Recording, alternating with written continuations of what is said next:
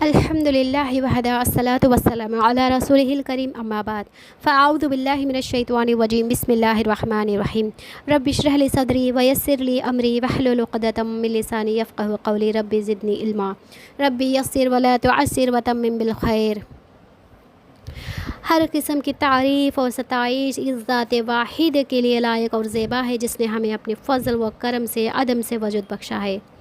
تمام انبیاء پر درود و سلام ہو اور بالخصوص آخری نبی جناب محمد الرسول اللہ صلی اللہ علیہ وسلم پر ارسلہ اللہ تعالی بالحق بشیرا و نذیرا۔ عزیز سامعات، آپ تمام لوگوں کو میری طرف سے السلام علیکم ورحمۃ اللہ وبرکاتہ۔ آج کے میرے تقریر کا عنوان ہے توحید کے اثرات انسانی زندگی پر۔ میری پیاری ماں اور بہنوں، اللہ تعالی ہمیں پیدا کرنے کے بعد ہم کو یوں ہی بیکار نہیں چھوڑ دیا ہے۔ اپنے ان گنت احسانات سے ہماری ہدایت کے لیے ہمیں حق و باطل کی تمیز سکھانے کے لیے پے در پہ اپنے نبیوں کو، رسولوں کو اور پیغمبروں کو بھیجتا رہا۔ سورہ نحل آیت نمبر 36 میں اللہ تعالیٰ فرماتا ہے لَقَدْ بَعَثْنَا فِي كُلِّ أُمَّةٍ رَسُولًا أَنِ اعْبُدُوا اللَّهَ وَاجْتَنِبُوا الطَّاغُوتَ۔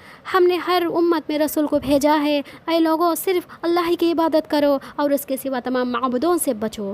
جب اللہ نے انس و جن کو صرف اپنی ہی عبادت کے لیے پیدا فرمایا تو یہ بھی ضروری تھا کہ وہ ان کی ہدایت کا بھی انتظام فرمائے۔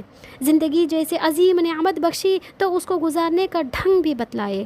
چنانچہ اس کام کو کرنے کے لیے اور اسی مشن کو پورا کرنے کے لیے اللہ تعالیٰ نے نبیوں کو، رسولوں کا سلسلہ جاری رکھا، یہاں تک کہ ہمارے نبی صلی اللہ علیہ وسلم تک یہ سلسلہ آ کر منقطع ہو گیا۔ آپ صلی اللہ علیہ وسلم کے بعد اب کوئی نبی اور رسول نہیں آئے گا۔ توحید کے تاثیر اور اس کی حلاوت انسانی زندگی پر مکمل طور پر اثر و انداز ہوتی ہے، کیونکہ توحید ہی انسان کو طاغوت سے بچا کر اللہ کی عبادت کی طرف مائل کرتی ہے، اور اسی کے اثر سے انسان سکون و اطمینان و خوشحالی کی زندگی گزارتا ہے۔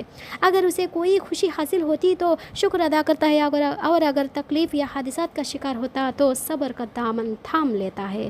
اللہ تعالیٰ سورہ نمبر 2 آیت نمبر 156 میں فرماتا ہے الذین اذا اصابتهم مصیبۃ قالوا انا للہ و انا الیہ راجعون۔ جنہیں جب کبھی کوئی مصیبت آتی ہے تو کہہ دیا کرتے ہیں ہم تو خود اللہ ہی تعالیٰ کے ملکیت ہے اور ہم اسی کی طرف لوٹنے والے ہیں۔ یہ ایک مسلمہ حقیقت ہے کہ جب انسان توحید کی دولت سے مالا مال ہوتا ہے تو اس کے نزدیک یہ ایک ایسی چیز الوہیت کے درجے سے ساقط ہو جاتی ہے، اور کسی بھی نفع و نقصان کی امید صرف اور صرف اللہ ہی سے رکھتا ہے، کیونکہ اس کا یہ اعتقاد یقین ہوتا ہے۔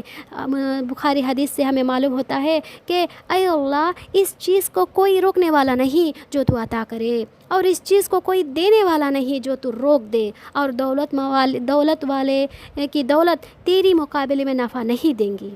فرعون کے دربار میں حضرت موسیٰ علیہ السلام کے مقابلے میں آنے والے جادوگروں کا واقعہ اس سلسلے میں واضح ثبوت ہے کہ ایمان لانے سے قبل وہ طمع و حرص میں انتہا کو پہنچے ہوئے تھے، حتیٰ کہ انہوں نے فرعون سے کہا تھا سورہ اعراف آیت نمبر 113 میں انا لنا لاجرا انا کنا نحن الغالبون۔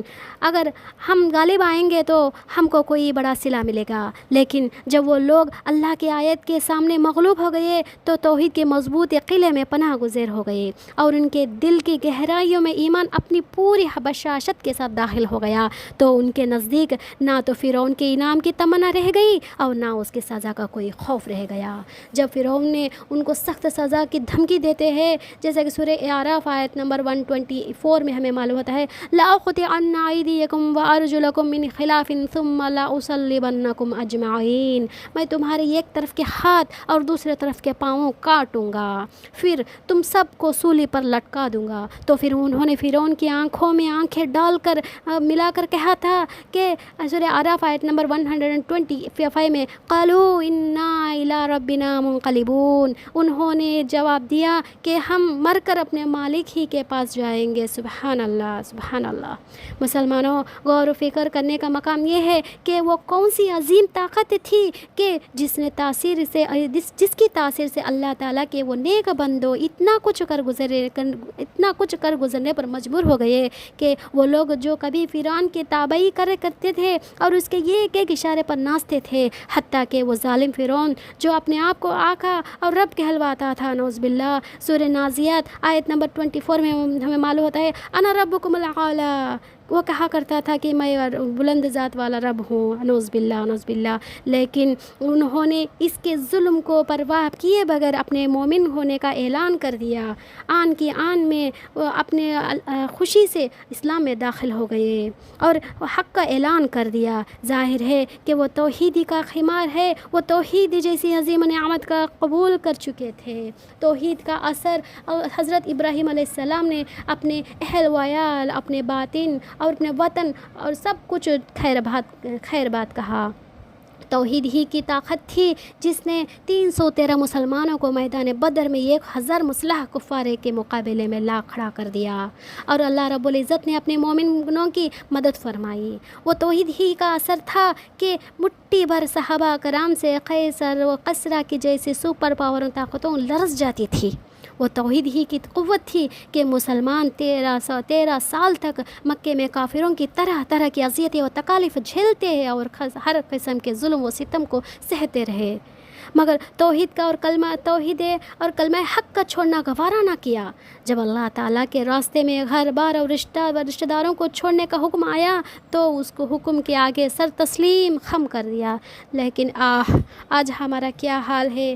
ہم در بدر کی ٹھوکریں کیوں کھا رہے ہیں؟ ہمیں اس قدر ذلیل و رسوا کیوں کیا جا رہا ہے؟ جبکہ اللہ رب العزت نے سورہ آل عمران آیت نمبر 139 میں فرماتا ہے وَلَا تَهِنُوا وَلَا تَحْزَنُوا وَأَنْتُمُ الْأَعْلَوْنَ إِن كُنتُم مُؤْمِنِينَ۔ تم سستی نہ کرو اور نہ غمگین ہو، تم ہی غالب ہوں گے اور اگر تم ایماندار ہو۔